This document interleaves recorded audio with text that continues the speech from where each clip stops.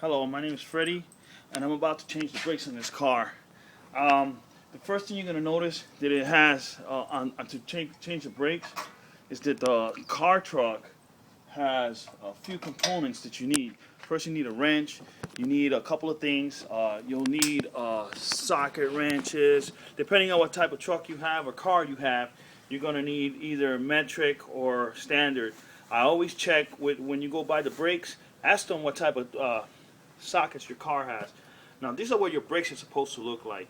If you can see them, see the thickness right here. This is the pad right here. This is not what they're not supposed to look like. That one right there. You see that? It's almost bare metal to metal. And usually you'll know you need your brakes changed when you hear a grinding noise or a little chingy noise, like a little squeaky noise.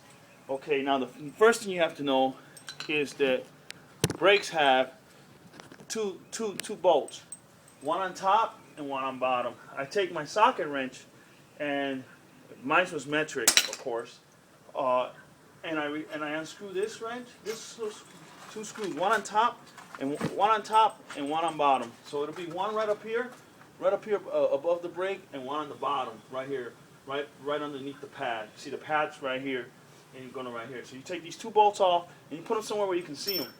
Now there's always a little cap here for the brake release fluid, for the fluid release. You take that cap off and you put it somewhere where you can find it as well, because those always get lost. And then you take your socket, you put your socket, it goes on your socket wrench, like that, and you twist it off.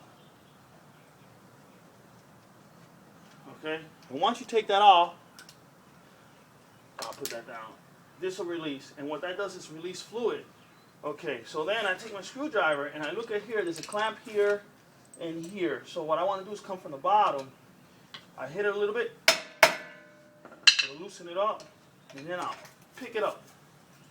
Sometimes you have to come from back here, there's a little metal piece here, and stick your screwdriver in there and loosen it up just a little bit. So what I do is stick my screwdriver like so, inside of there, and then twist it a little bit.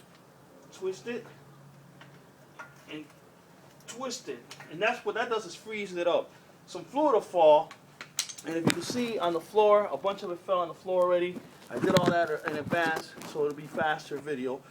And then you come off from the bottom, and once it comes off, you'll see this. It's extended out. That's the brake press.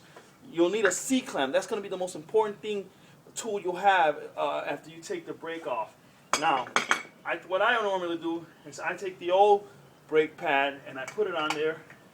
I take the C-clamp and then I put the C-clamp on there, and you never release it. Keep your hand on it the whole time, like so. And then you turn the C-clamp until it tightens up. And then, if you'll notice, if you see it, you'll see brake fluid loosening up. And the C-clamp, what it's doing is pushing back these brake pads. And as they're pushing back the brake pads, brake fluid will leak out. So now, I have a power driver, and I put it on there, and I just squeeze.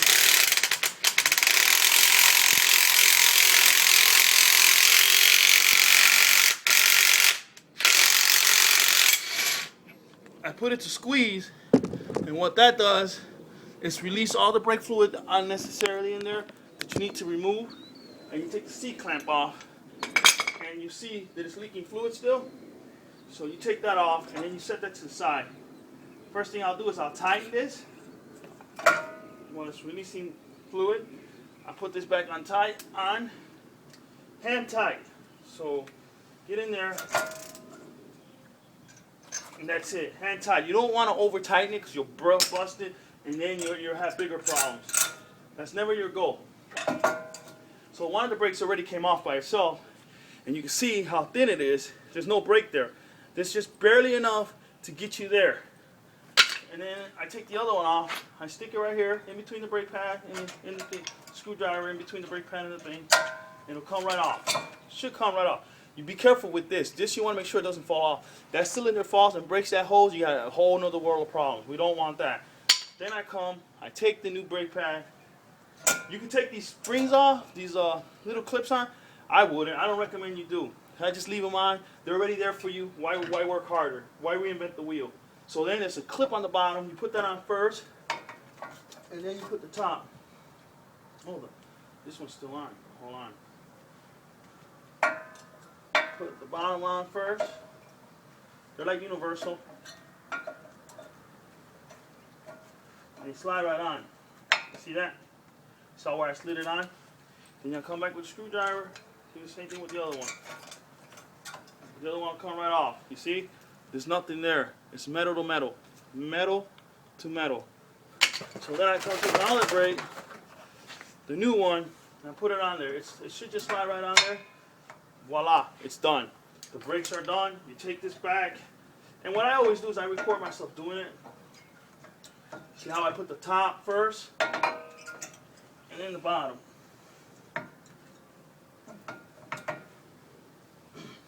Oh, sometimes these pins right here, they slide all the way out. You have to push them all the way back again. You push this one all the way back again. And then you slide in. It's over, under, over, under. Over, under, over, under. You put the top in first, and then you slide in the bottom. And then I come with the hammer.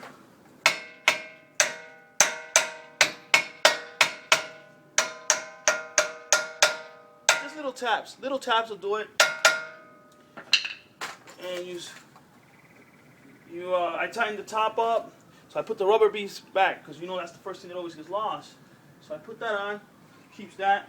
I put the top screw on, I hand screw it, and then I do the bottom one. I hand screw that. 2 screws, remember, one on top, one on bottom. They're most likely metric. Mine's were 13 millimeters for a 2005 Dodge Durango.